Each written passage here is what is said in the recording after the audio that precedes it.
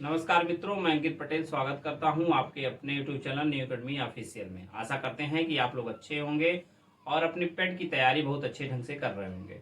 Friends, आज हम लोग जो है पेट मैथ के सिलेबस में क्वेश्चन सीरीज को देखने वाले हैं। इससे पहले हमने जो है कॉन्सेप्ट वीडियो आपको दिया हुआ है, उसमें सारे कॉन्सेप्ट को हमने जो चैप्टर है उसको बताया हुआ है। आज उस पर आधारित हम प्रश्नों को देखने वाले हैं। तो आइए आज के जो है वीडियो की शुरुआत करते हैं। देखिए, सबसे पहले हमने क्या किया है, इसमें 3 टॉपिक लिया है। एक पूर्ण संख्या, भिन्न व दशमलव और अंकगणितीय समीकरण। पहले हम इन तीनों को बारे में देखेंगे, फिर उसके बाद अगले जो चैप्टर्स हैं उनके क्वेश्चन को नोट करेंगे और समझेंगे। तो देखिए, सबसे पहले हम आते हैं पूर्ण संख्या पे। पूर्ण संख्या क्या होती है? नेचुरल नंबर में अगर हम 0 को ऐड कर देते हैं तो पूर्ण संख्या बन जाती है। तो कॉन्सेप्ट वाले वीडियो में हमने जो पूर्ण संख्या के बारे में जितने बताया है वो उसको आप जो है देख लीजिए, उतना समझ लीजिए, उतना ही आपके लिए जरूरी है। पूर्ण संख्या से कोई डायरेक्ट क्वेश्चन नहीं बनता है, इस पे आधारित प्रश्न जो है अन्य प्रश्नों में जोड़ के बनाए जाते हैं। ठीक है, तो जो कॉन्सेप्ट है वही इसके लिए पर्याप्त है। फिर हम आते हैं भिन्न व दशमलव पे। ठीक है, भिन्न व दशमलव में जो है कितने टाइप के प्रश्न बनते हैं, पहले हम उसको देख लेते हैं। इसमें सबसे पहले आप जो है टाइप बनता है टाइप 1 की। अगर हम बात करें भिन्न व दशमलव में, तो इसमें ये पूछता है कि बड़ी व छोटी भिन्न से प्रश्न पूछे जाते हैं। बड़ी व छोटी भिन्न से 4 भिन्न, 3 भिन्न, जितना उसका मन करेगा, या 2 भिन्न भी दे के पूछ सकता है कौन बड़ी है कौन छोटी है। और टाइप 2 में पूछा जाता है, इसमें पूछ लेगा परिमेयीकरण करने के लिए पूछ लेगा, परिमेयीकरण करने के लिए। इस टाइप के प्रश्न यहाँ पे इसमें पूछे जाते हैं भिन्न में। परिमेयीकरण का क्वेश्चन पिछली बार 2021 पेट में पूछा गया था। किसमें पूछा गया था? फर्स्ट शिफ्ट में। फर्स्ट शिफ्ट में पूछा गया था। कौन सा क्वेश्चन? ये 5वां नंबर पूछा गया था। इसको हम देखेंगे।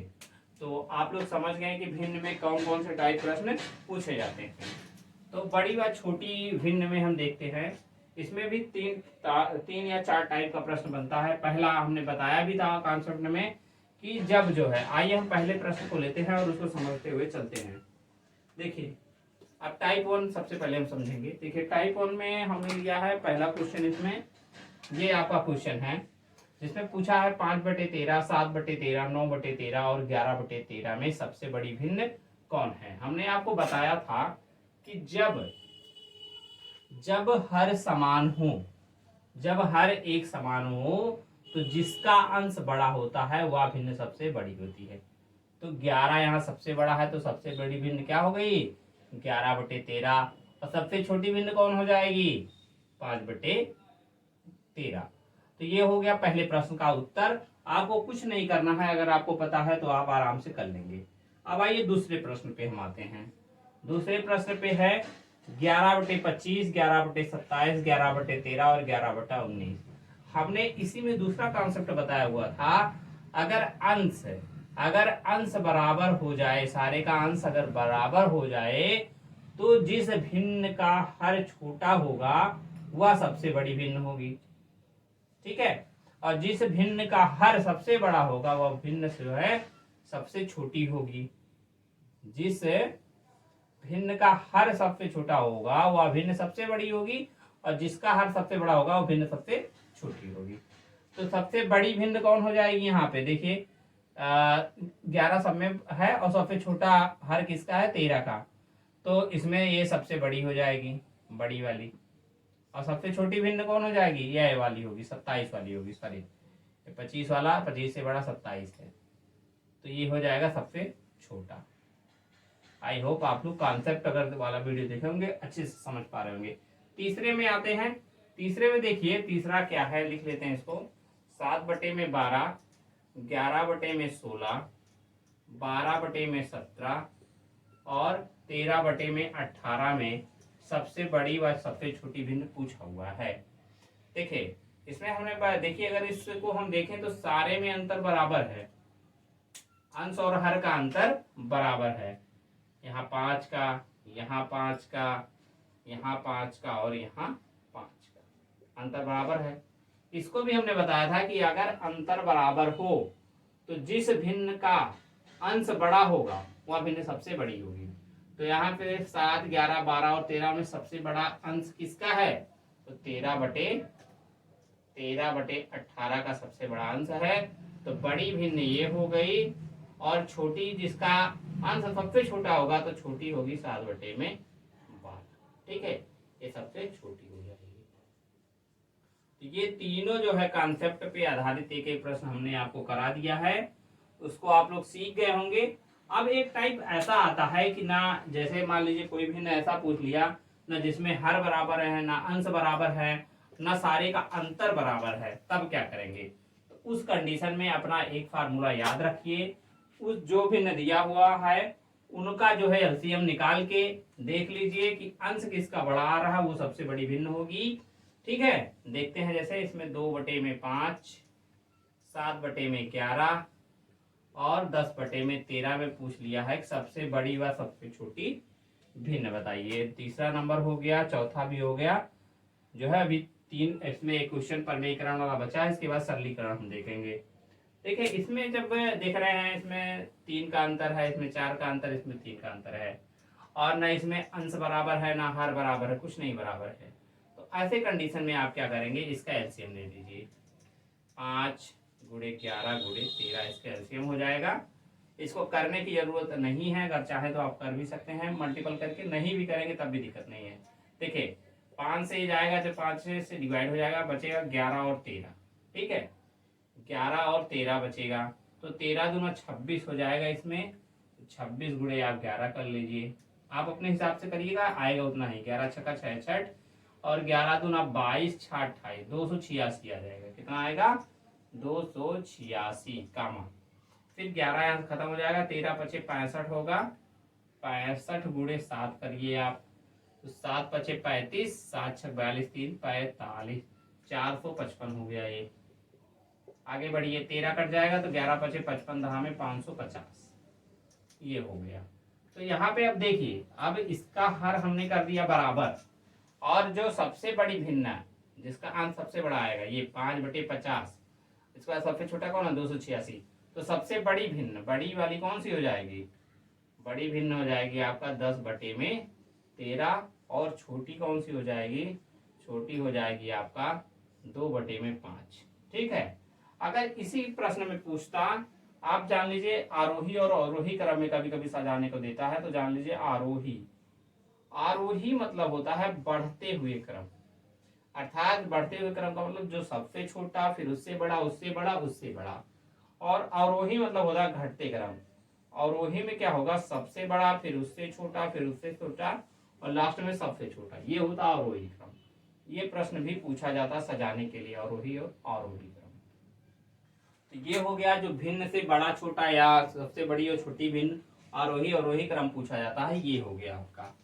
अब इसमें जो भिन्न या दशमलव में जो दूसरा टाइप का प्रश्न पूछा जाता है, जो कि पिछली बार भी पूछा गया था, परिमेयीकरण। परिमेयीकरण देख लीजिए आप कैसे करेंगे। जैसे यहाँ पे प्रश्न हम वही लिए हैं जो आया हुआ था। तो ये है √5 माइनस √3 अपान में √5 प्लस √3 का मान उसने पूछा था। ठीक है, तो इसमें देखिए क्या करते हैं, इसका परिमेयीकरण करते हैं। परिमेयीकरण कैसे होता है? जो हर में होता है जितना लिखेगा उसका जो है अपोजिट साइन करके यहाँ पे गुणा कर देते हैं। यहाँ पे प्लस है तो हम माइनस कर देंगे। तो √5 माइनस √3 अपान में √5 माइनस √3। ठीक है, इन दोनों काट देंगे, एक आएगा तो दो बराबर ही रहेगा। ठीक है, इसीलिए उसमें कर सकते हैं आप। अब क्या करेंगे, देखिए यहाँ पे है √5 माइनस √3, √5 माइनस √3। अगर आप देखें तो a minus B, a minus B, तो यहाँ पे हो जाएगा √5 माइनस √3 का होल स्क्वायर। हो जाएगा कि नहीं हो जाएगा? नीचे देखिए a plus B, a minus B, तो a square minus B square, minus मतलब हो जाएगा √5 का स्क्वायर माइनस √3 का स्क्वायर। ठीक, इसको हल कर दीजिए, a माइनस बी का होल स्क्वायर करेंगे तो a square plus B square minus ab, तो अर्थात हो जाएगा √5 का स्क्वायर माइनस प्लस √3 का स्क्वायर माइनस 2√ab, मतलब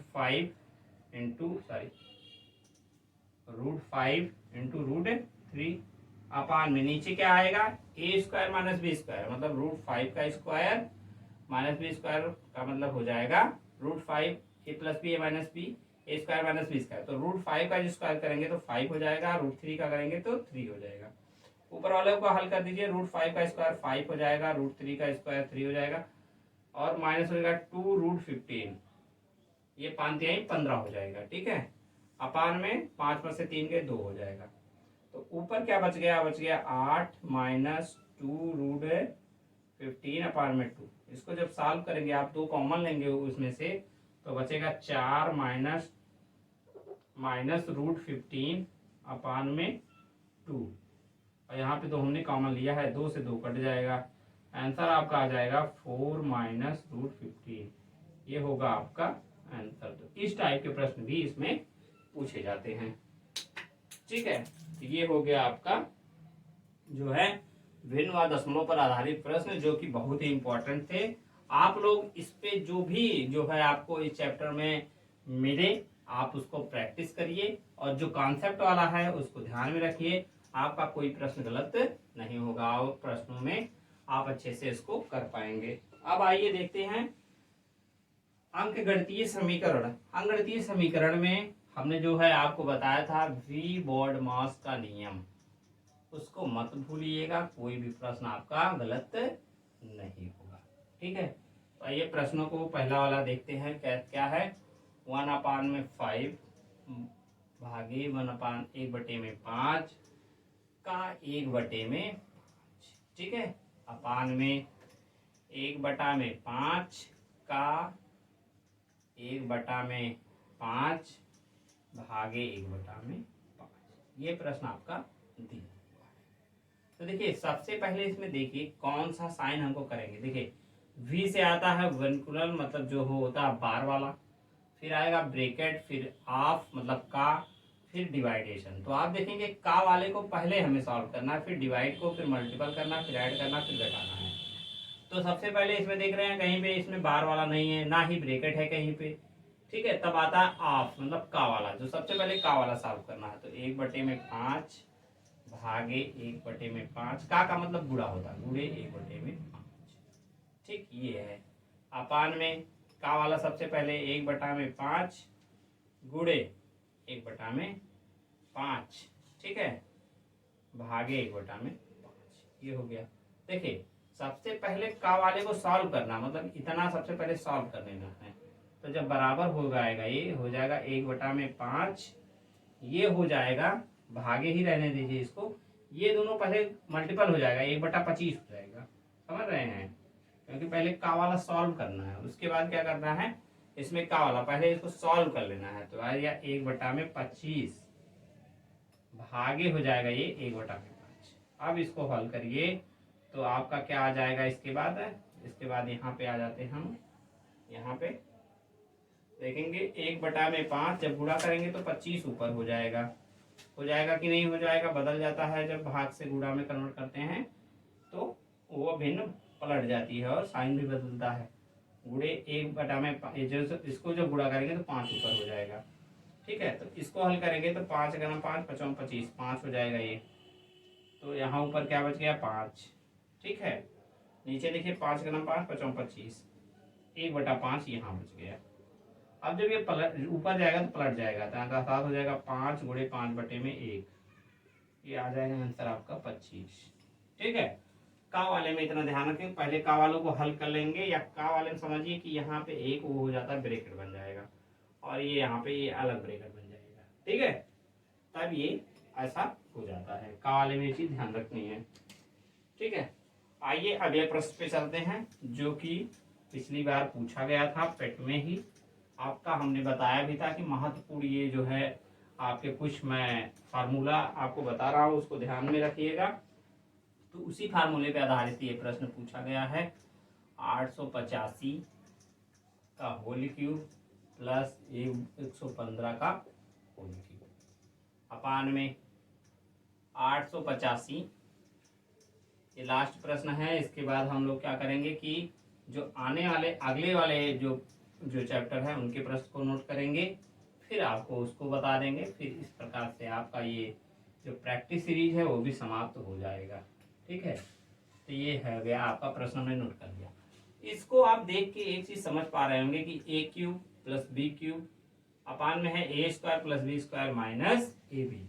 तो अगर आपको हम बताएं, याद कराएं, तो a cube minus b cube का फार्मूला आप लिखिए, हो जाएगा ए माइनस बी एक bracket, sorry a plus b एक ब्रैकेट में, अगले ब्रैकेट में हो जाता है a square plus B square minus A b. ये होता है फार्मूला। तो आप यहाँ पे देख रहे हैं कि 885 का होल क्यूब प्लस 115 का होल क्यूब, अर्थात ए क्यूब प्लस बी क्यूब का फार्मूला बन रहा। तो ऊपर वाले को अगर हम खोल दें तो हो जाएगा 885 ए प्लस बी प्लस 115, इतना हो जाएगा। अगले ब्रैकेट में क्या हो जाएगा, ए स्क्वायर, मतलब 885 का होल स्क्वायर प्लस 115 का whole square, A square plus B square minus A B का मतलब 885 गुणे 115 होगा, सॉरी 112 ना होके 115 है यहाँ पे, इसको 115 रखिएगा, ठीक है। तो नीचे क्या बच जाएगा, नीचे आपका वही बच रहा है, कितना बचेगा 800, नीचे है ही जितना, उसको उसे उतार लीजिए, ठीक है। A square plus B square minus A b 885 गुणे 115। तो आप देख पा रहे हैं ये नीचे वाला जो कॉमन है ये ऊपर वाले में सेम सेम मिल रहा है, 885 स्क्वायर 115 स्क्वायर। तो ये कट जाएगा, ये ब्रैकेट और ये ब्रैकेट कट गया, बचा कितना, बराबर हो जाएगा 885 प्लस 115। कितना इसको जोड़ेंगे तो 85 15 90, अर्थात 1000 आपका आंसर आ जाएगा। तो इस प्रकार से हमने पूर्ण भिन्न और पूर्ण संख्या भिन्न और दशमलव और अंक गणितीय समीकरण के प्रश्नों को देख लिया है।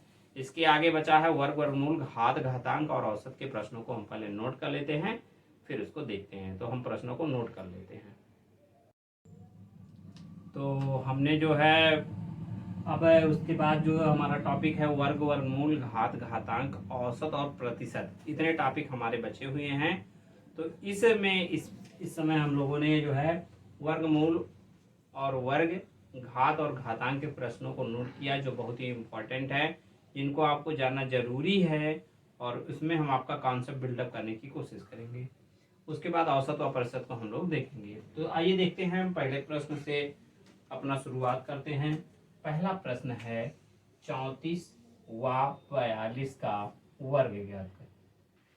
तो हमने आपको बताया है कि जब दो अंकों का हो, कॉन्सेप्ट वाले वीडियो में ही, कि अगर 34 है तो उसका अगर हमको वर्ग निकालना, वर्ग मतलब उसका स्क्वायर करना, तो सबसे पहले क्या करना है, एक को ए मान लेना है, इसको बी मान लेना है, तो लिखना है ए स्क्वायर, ठीक है। ए स्क्वायर का मतलब 3 का 9, और उसके बाद लिखना है बी स्क्वायर, तो 4 चौका 16 करना है।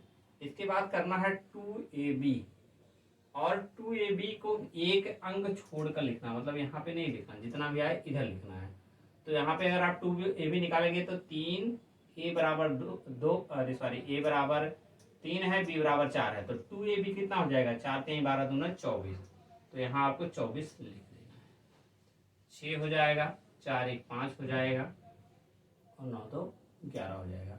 तो 1156 आपका हो जाएगा जो है 34 का स्क्वायर, ठीक है। ना हो आप करके देख भी सकते हैं, इसको आप लोग करके देखिएगा तो इतना रहेगा। चलिए मैं कर देता हूँ, 4 चौका 16, 4 3 12, 1 13, 3 चौका 12, 3 3 का 9 1 10, जोड़ दीजिए इसको 6 3 2 5 1 1 1156, ठीक है। देख रहे हैं उतना। तो हमने जो है 34 का वर्ग को देख लिया, 42 को वर्ग को देखते हैं कैसे करेंगे। तो देखिए 42 के वर्ग में भी सेम वैसे करना है, एक को ए मान लेना है, इसको बी मान लेना है।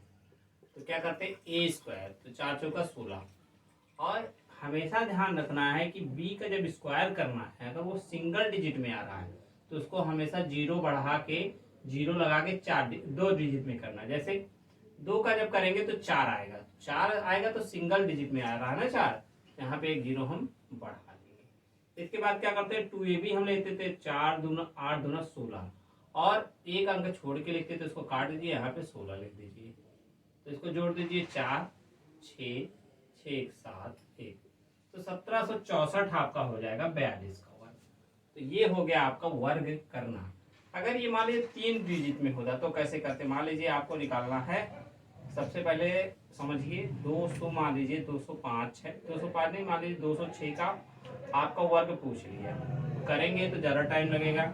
इसको क्या करते हैं कि 206 में 6 और जोड़ दीजिए। जितना ये रहे इकाई का अंक में 6 रहे, 14 रहे, 20 रहे, 25 रहे, उतना ही और जोड़ दीजिए।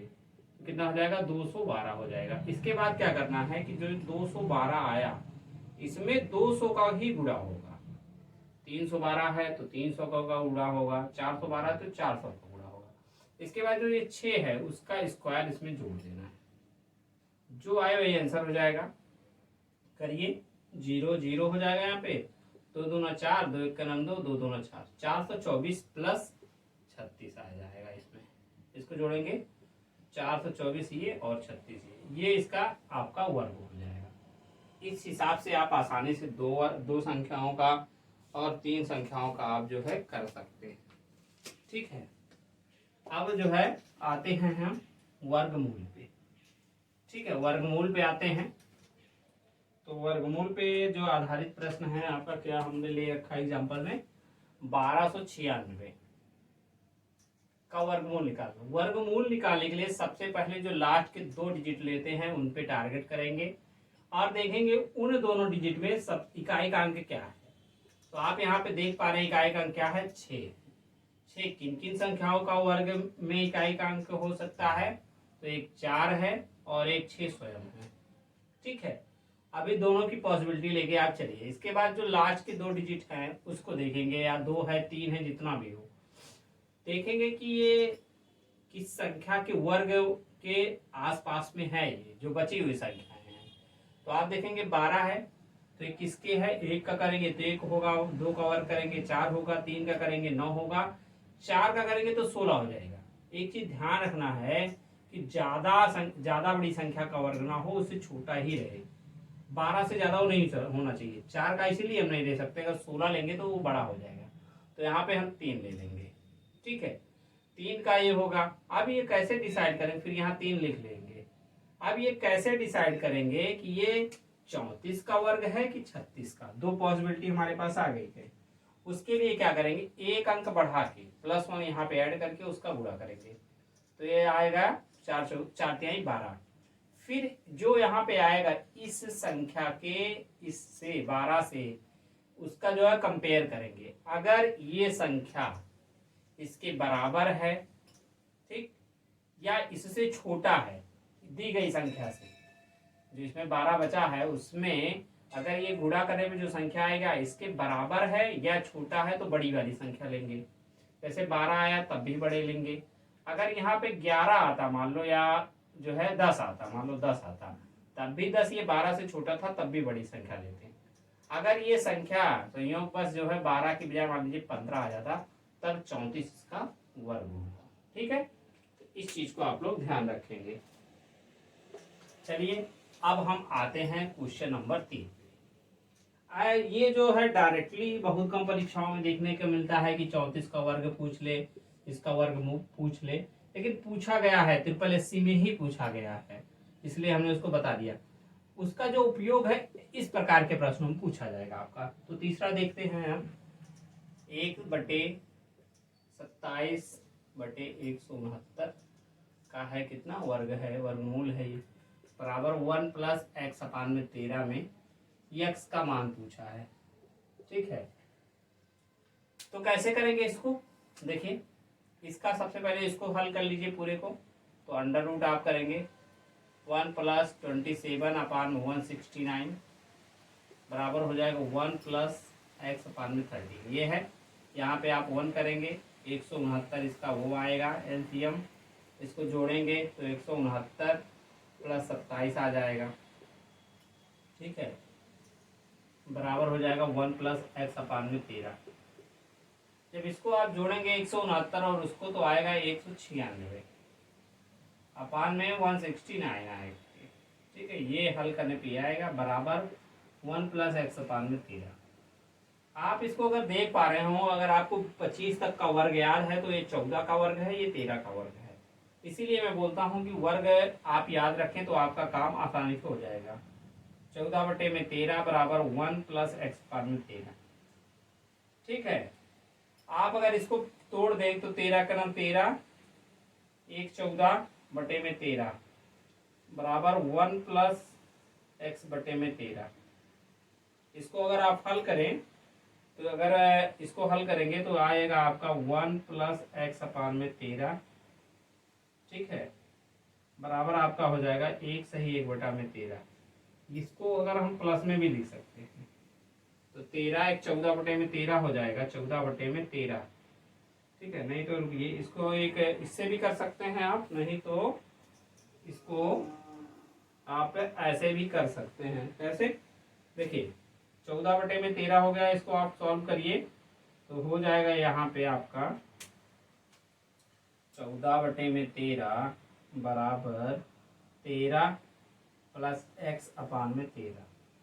जब हर बराबर है तो ऊपर वाली भी चीजें बराबर होंगी। 13 से 13 कैंसिल हो जाएगा, आपका बराबर आ जाएगा 14 बराबर 13 प्लस एक्स। तो एक्स बराबर क्या आ जाएगा? 14 माइनस 13 बराबर 1। तो एक्स की वैल्यू आपकी 1 यहाँ पे आ जाएगी। तो आप देख रहे हैं वर्ग और वर्गमूल का आपका जो यूज है इन प्रकार के प्रश्नों में होता है, ना कि डायरेक्ट वो आपसे पूछेगा।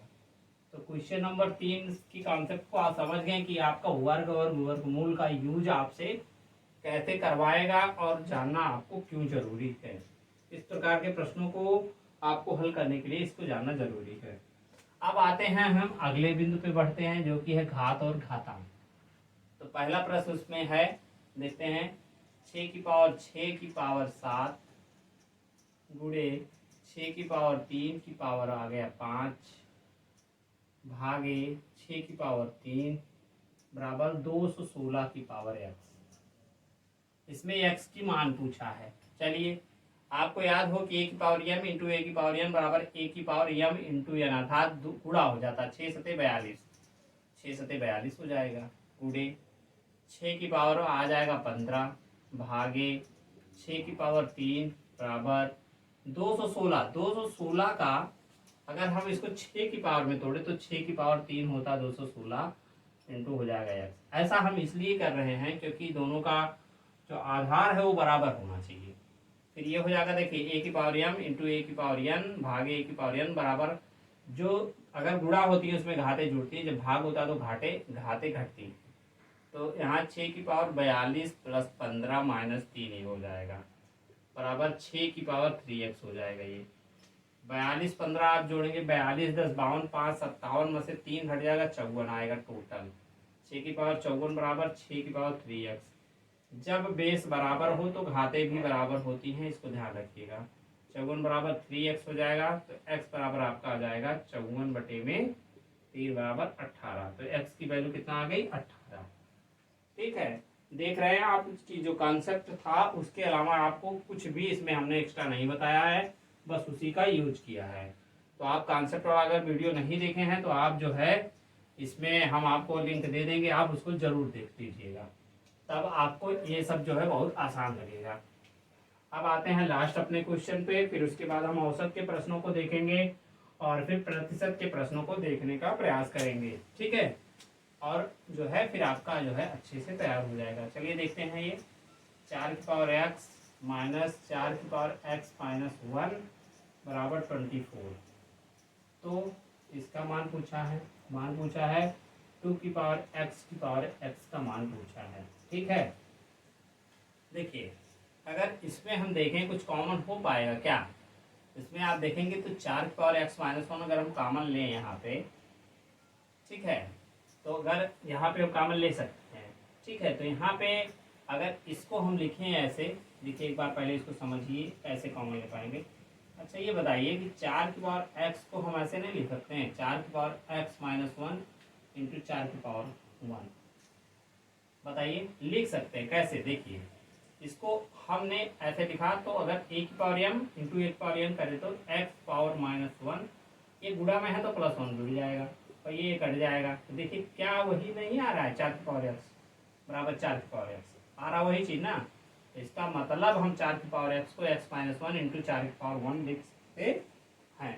तो यहाँ पे वही हम यूज करेंगे और उसी के तहत हम इसको हल करेंगे, जिससे हमारी चीजें आसानी से हल हो जाएंगी। देखिए, अब देखिए 4 की पावर एक्स था, इसको तो हम लिख सकते हैं 4 की पावर एक्स माइनस 1 इंटू 4 की पावर 1 लिखिए या मत लिखिए, बात एक ही है, माइनस 4 की पावर एक्स माइनस 1 बराबर 24। सूत्र दे रखा है, हमने बस इसको जो है इसको इसके बराबर लिख दिया है। ऐसा क्यों किया? क्योंकि हमें 4 की पावर एक्स माइनस 1 कॉमन लेना है। तो 4 की पावर माइनस 1 हमने कॉमन लिया, तो यहाँ बचा 4 माइनस 1 बराबर 24। इसको जब हल करेंगे तो 4 की पावर एक्स माइनस 1, यहाँ पे 4 में से 3 हो जाएगा बराबर 24। 3 का 3 अठे 24, यहाँ पे 8 आ जाएगा, अर्थात 4 की पावर एक्स माइनस 1 बराबर 8। अब देख रहे हैं यहाँ पे 8 है आधार और यहाँ पे 4 है, तो दोनों में संतुलन करने के लिए इसको हम 2 की पावर में कन्वर्ट कर लेंगे। तो 2 की पावर 2 की पावर एक्स माइनस 1 बराबर 2 पावर 3 लिख सकते हैं। 2 दूना 4 दूना 8 लिख सकते हैं। फिर इसको जब हम करेंगे इसमें इसका मल्टीपल हो जाएगा, तो आ जाएगा 2 की पावर 2x माइनस 2 बराबर 2 की पावर 3। अब देखिए हमने बताया कि अगर बेस बराबर है तो उसकी घात भी बराबर होगी, तो 2x माइनस 2 बराबर 3 हो जाएगा। अगर यहाँ पे हम 2x की वैल्यू निकालें 2x बराबर 5 हो जाएगा। तो x हमको चाहिए, x बराबर 5/2 हो जाएगा, अर्थात यश का जो वैल्यू अपने पास आया 5/2 आया। इसको बस ध्यान रखेंगे और इसे में जो पूछा है उसमें रख देंगे तो हमारा काम हो जाएगा और हमारा आंसर आ जाएगा। तो आइए देखते हैं। तो हो जाएगा 2 की पावर दिया है 2x की पावर x का मान हमको निकालना है, और x बराबर हमारे पास कितना आया है 5/2 आया है। रख दीजिए 2 इंटू 5/2 की पावर 5/2, 2 से 2 कट जाएगा, अर्थात 5 की पावर आ जाएगा 5/2। अगर आंसर में इतना दे रखा है तो ठीक है, नहीं दे रखा तो उसका मतलब समझिए जो यहाँ पे नीचे रहता है वो यहाँ पे आता है, यहाँ पे, और जो यहाँ पे रहता है वो उसी का पावर बन जाता है। तो ये हो जाएगा 5 पावर 5। इसको हल करेंगे, आप हल करिए इसको। 5 को 5 बार गुणा करेंगे, 5 3 4 और ये हो गया आपका 5। अब देख रहे हैं यहाँ पे जितना रहता है अगर उतना बार हमको मिल जाता तो बाहर आ जाता। तो यहाँ 1 5 1 5 और ये अंदर ही रहेगा, तो यहाँ पे आ जाएगा 25/√5। यहाँ पे अगर 2 है लिखिए, नहीं लिखिए तब भी नहीं दिक्कत है, अगर लिखेंगे तब भी नहीं दिक्कत है। तो आ जाएगा 25/5 आपका फाइनली आंसर होगा। ये हो गया आपका। अब हम जो है क्या करते हैं, औसत के प्रश्नों को नोट कर लेते हैं, फिर जो है औसत और प्रतिशत को हम लोग जो है समझ लेंगे, फिर हमारा समाप्त हो जाएगा। तो जो है हमने प्रश्नों को नोट कर लिया है, तो आइए अब हम जो है औसत के प्रश्नों को देख लेते हैं। इन्हीं 5 प्रश्नों से जो आपके टाइप बनते हैं सारे टाइप कवर हो जाएंगे। रही बात प्रतिशत की, तो उसमें बहुत सारे टाइप बनते हैं, तो उसको हम डिजिटल बोर्ड पे आपको बता देंगे, ठीक है। तो आइए पहले हम औसत को देख लेते हैं। तो औसत में पहला प्रश्न है, क्या पूछ रहा है, प्रथम 8 अभाज्य संख्याओं का औसत क्या है।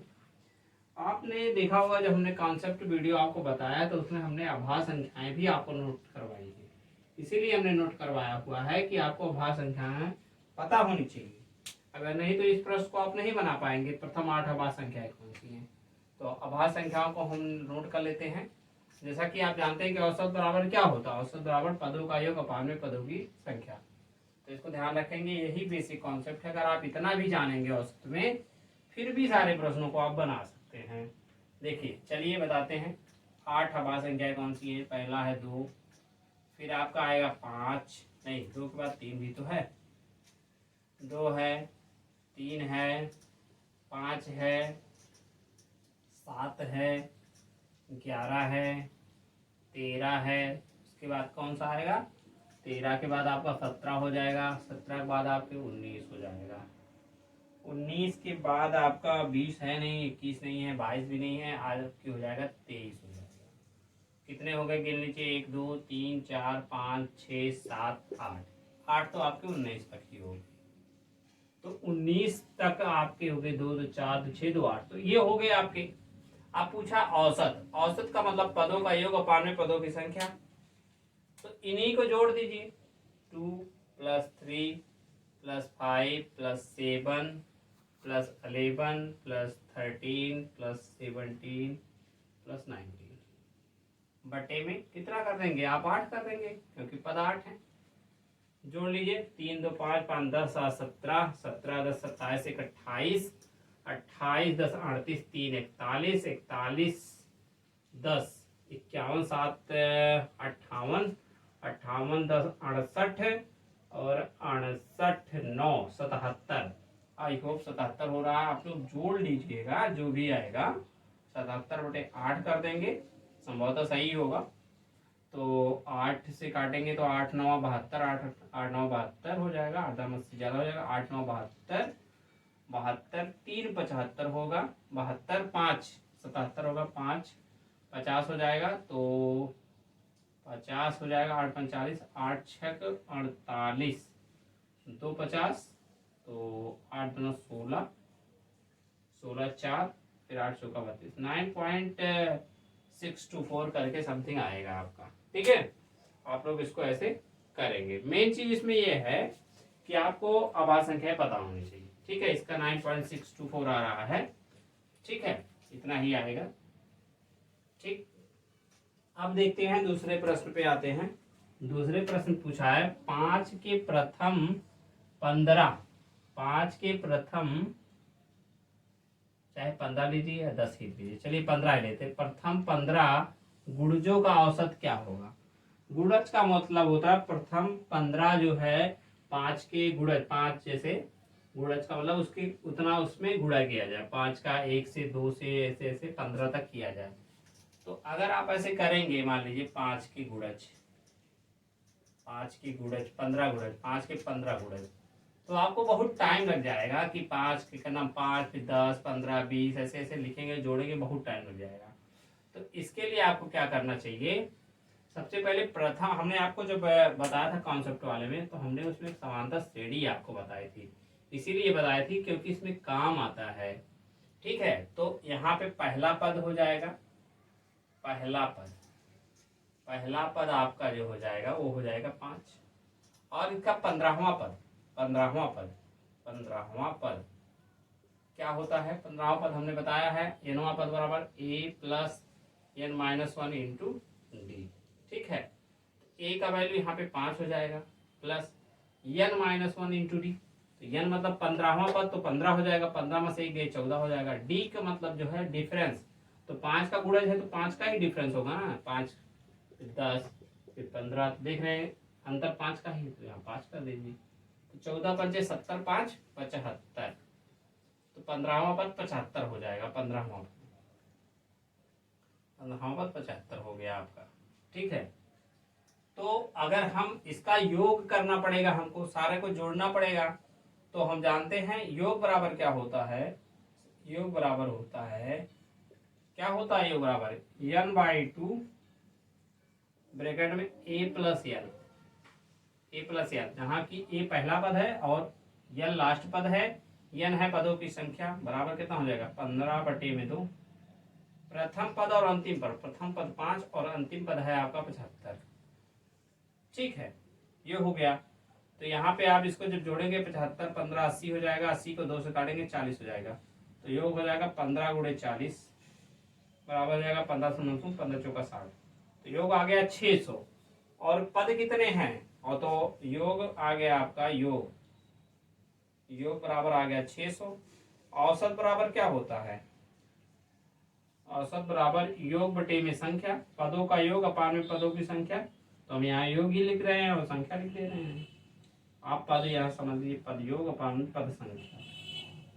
ठीक है, तो पद योग कितना आपका आ गया है? 600, और संख्या कितनी आ गई है? आपकी संख्या दिया है 15, तो 15 चौका 60, अर्थात आपका आंसर हो जाएगा 40। औसत जो आएगा प्रथम 15 गुणजों का वो आएगा 40 आप। ठीक है, इस हिसाब से चीजें आसान हो जाती है। नहीं तो आप 5 का पहले 75 तक लिखेंगे, फिर इसको जोड़ेंगे, फिर इसको भाग करेंगे, तो काफी लंबा हो जाएगा। तो इसीलिए हमने आपको यहाँ पे औसत के बारे में बताया था, और अर्थमेटिक में जो आपका वो है समांतर श्रेणी, इसके बारे में बताया हुआ था। अब आइए देखते हैं तीसरा प्रश्न। ये सारे जो टाइप हमने भले 5 कराया है, लेकिन आप विश्वास मानिए यही 5 टाइप से ही आपको प्रश्न औसत में देखने को मिल जाएगा आपके पेपर में। ठीक है, तो आइए देखते हैं तीसरा प्रश्न। पूछा है 30 परिणामों का औसत आपका 15 तथा अन्य 10 परिणामों का औसत जो है 40 है, तो सभी का औसत क्या है? मतलब अगर 30 का औसत 15 है और अन्य 10 परिणामों का औसत 40 है, तो सभी परिणामों को औसत क्या होगा, ये प्रश्न आपसे पूछा हुआ है। देखिए, तो आप इसमें एक चीज ध्यान रखते हैं, जानते भी हैं, औसत औसत बराबर होता है पदों का योग, पदों का योग बटे में पदों की संख्या। आप बोले सर इतना तो हम आराम से जानते हैं, तो बस इतना ही इसमें जानना है। देखिए, कह रहा 30 परिणामों का औसत 15 है। कितना दिया है? 15। कितने पर तो 30 परिणामों का औसत 15 है, तो औसत के हिसाब में 15 लिख दिए, ठीक है। और पदों की संख्या कितना है? 30। तो पदों का योग कितना होगा, ये हमको निकल जाएगा कि नहीं? पदों का योग कितने का? 30 वालों का। 30 परिणामों का औसत 15 है, 15 लिख दिए। अब परिणाम कितने हैं? पद कितने हैं? 30। तो पदों का योग यहाँ से हमको निकल जाएगा ना। तो पदों का योग बराबर हो जाएगा 15 गुणे 30। गुणा कर लीजिए, आ जाएगा आपका 450 आएगा कि नहीं आएगा? 15 पदों का योग, 15 नहीं 30 है, सॉरी 30 पद है ना, 30 पदों का योग, 30 पदों का योग कितना आ जाएगा आपका? 450। इसको 1 लिख दीजिए। इसी प्रकार आपका कितना है? अन्य 10, मतलब 10 पदों का योग, 10 पदों का योग, वो भी कितना हो जाएगा?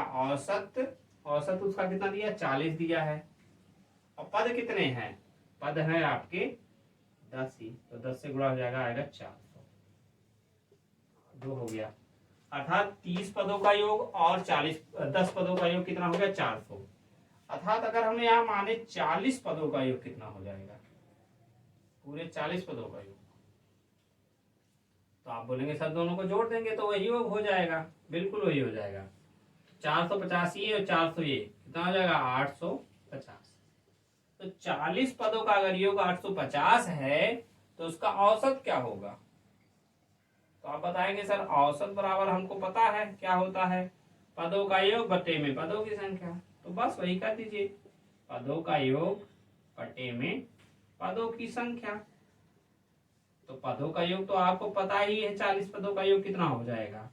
कितना हो गया है? 850 हो गया है। अब पद संख्या कितना है? 40 है। बिल्कुल सही बात है। इसको कट कर दीजिए, इसको 4 दूना 8, 4 एक 4 1 5, तो 4 दूना 8 2 10, 21.25 आपका आंसर हो जाएगा। समझ गए आप? 30 पदों का औसत दिया था 15, अन्य 10 का औसत दिया था 40, तो सभी का पूछा। तो हमने 30 पदों का सबसे पहले योग निकाल लिया, फिर 10 पदों का योग निकाल लिया, तो दोनों को जोड़ देंगे तो 40 पदों का योग हो जाएगा, और संख्या से भाग कर देंगे तो आपका औसत आ जाएगा। इस प्रकार का प्रश्न भी आपके प्रश्न जो है पूछा जाता है। अब जो सबसे महत्वपूर्ण है वो चौथा और पांचवा है, जिसके आने की प्रबल संभावना है।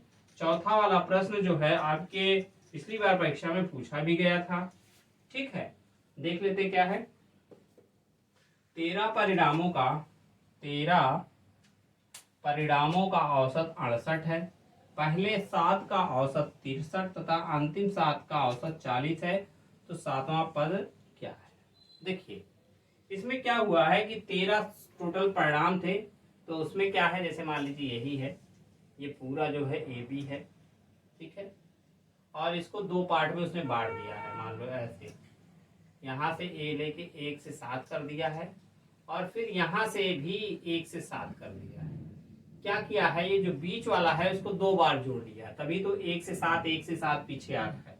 तो 7 वाले को 2 बार जोड़ दिया और पूछा है वही 7वां पद, ठीक है। तो इसको कैसे करेंगे हम? कुछ नहीं करना है। देखिए, फिर वही 13 पदों का योग करिए आप, 13 पदों का योग। देखिए, अगर 13 पदों का योग हमको पता चल जाए और पहले 7 का अंतिम 7 का जोड़ के हम इसमें से घटा दे, तो वो 7वां पद जो 2 बार जुड़ा है उसका मान निकल आएगा। तो वही हम करेंगे, 13 पदों का योग कैसे निकालेंगे? औसत 68 दिया है और पद 13 है, तो आपको पता है कि औसत गुणे पद बराबर होता है योग, होता कि नहीं होता है? औसत गुणे पद, तो कर दीजिए, कुछ नहीं। औसत कितना दिया है? 68, कितने का? 13 का, गुणा कर दीजिए। 13 अट्ठे 104, हासिल 10 आएगा, 13 छक 78, 78 10 88, इतना आ गया 13 पद हो गए। अब देखिए प्रथम 7 का वैसे कर लीजिए, प्रथम 7 का योग कितना हो जाएगा, औसत कितना है उसका है प्रथम 7 का, औसत 63 है, पद कितने हैं 7 है, कर दीजिए 7 त्रिक 21, 7 छक 42, तो 44 हो गया। और अंतिम 7 का, अंतिम 7 का योग, अंतिम 7 का योग भी वही करना पड़ेगा, कितना दिया है औसत 7 है, 70 है, और पद कितने हैं 7 है, तो 4 7 7 49 और 0, इतना हो गया। तो ये जो प्रथम 7 और अंतिम 7 को जोड़ दे हम और इसमें से घटा दे, तो वो 7वां पद निकल आएगा 1 9 4 13, 4 4 8 1 9, 931, ये दोनों का योग हो गया। क्यों ज्यादा इससे आ रहा है, क्योंकि जो 7वां पद है उसको हमने 2 बार जोड़ दिया है, एक बार तो उसको रहना ही चाहिए, लेकिन वो 2 बार जुड़ा है, तो अगर इसको जोड़, इसका जोड़ जो है इसमें से घटा दें, 931 से हम 884 को घटा दें, तो वो हमारा जो है 7वां पद आ जाएगा, 7वां पद कितना आएगा, घटा दीजिए, 11 में से 4 गए हो गया आपका 7, 12 में से 8 गए आपका हो जाएगा 4, और यहाँ पे कुछ बचेगा नहीं, 8 में से 8 गए खत्म हो जाएगा, तो 7 4 11, 8 4 12 13, 8 1 9, हाँ, तो 47 हो गया आपका 7वां पद। ये हो जाएगा आपका बिल्कुल सही आंसर।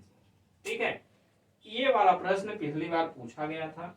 ठीक है, अब एक और टाइप इसमें बनता है जो कि बहुत ही पूछा जाता है, उसको हम देखते हैं। और इसके चौथा और पांचवा प्रश्न विभिन्न परीक्षाओं में बार बार देखने को मिलता है।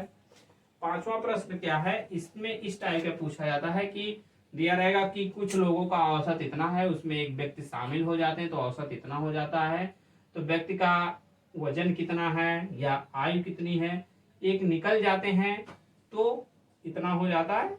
इसी टाइप का प्रश्न जो है पूछा जाता है, इसमें बार बार पूछा जाता है, ध्यान रखिएगा। चलिए देखते हैं प्रश्न को। दिया है 25 छात्रों की औसत आयु कितना है, 17 है। यदि इसमें अध्यापक की आयु को भी सम्मिलित कर ले तो औसत आयु 1 वर्ष बढ़ जाती है, अर्थात 17 थी तो कितना हो जाती है, 18 हो जाती है। तो अध्यापक की आयु की गणना कीजिए, कुछ नहीं करना है, जैसा पहले अभी करते आ रहे हैं वैसे करना है। 25 छात्रों की औसत आयु 17 है, कोई बात नहीं, तो 25 छात्रों का योग ज्ञात कर लीजिए। 25 छात्रों का योग कितना हो जाएगा, औसत गुणे पद, पद कितने हैं 25, औसत कितना है 17, कर लीजिए इसको मल्टीपल, 17 25 85, 8 आ गया, 17 दूना 34, 8 42, तो इतना हो गया, इतना योग हो गया। फिर कह रहा है यदि इसमें अध्यापक की आयु की भी गणना कर लें तो औसत आयु 18 हो जाती है, अर्थात अब कितने हो गए टोटल, 26 हो गए, 26 लोग हो ना, 26 लोग का योग ज्ञात कर लीजिए। 26 लोग का योग कितना हो जा रहा है, कैसे निकालेंगे, औसत आयु 1 वर्ष बढ़ जाती है, और जो है 26 तो पद हो गए और आयु जो है औसत 1 बढ़ जाती है, 18 गुणा कर दीजिए कुल मिला के, 18 छक्का 108 होगा, 18 पंचे 90, 18 पंचे 90, 18 छक्का 108, 108 10 आएगा, 18 दूना 36, 10 46 हो जाएगा, इतना हो जाएगा 468, और ये हो गए 425।